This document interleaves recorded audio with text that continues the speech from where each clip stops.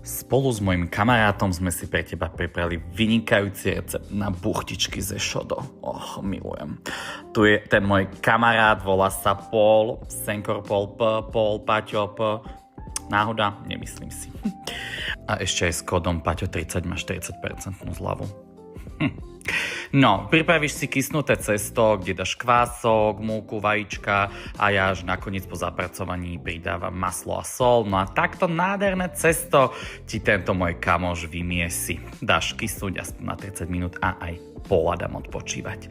Keď je cesto takto krásne vykysnuté, že keď do neho pichneš, tak sa ti to vráti, tak si navážiš také 100 až 120 gramové bulky, takto si ich krásne vyvalkáš a vykrojíš si rovnaké dieliky. Namočíš do masla, dáš na plech a dáš ešte znova podkysnúť.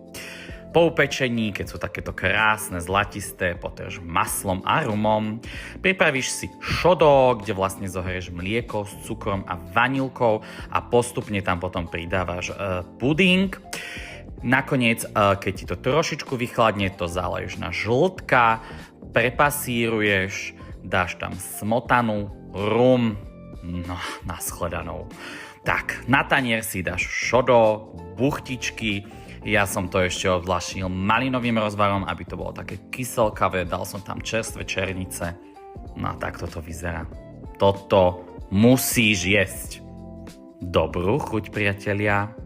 Spolu s mojím... Chápu, že Slováci mají rádi nevykynutý buchtičky s vanilkovým pudinkem, ale neposílejte nám to na český server. Jo, my úplně nechceme jíst věci, jako nám to vařily naše mamy z Dolního Smokovca. My máme rádi pořádný nakynutý buchty a k tomu opravdický šodo a ne tyhle pseudo dětský omáčky a jídla. Děkujeme.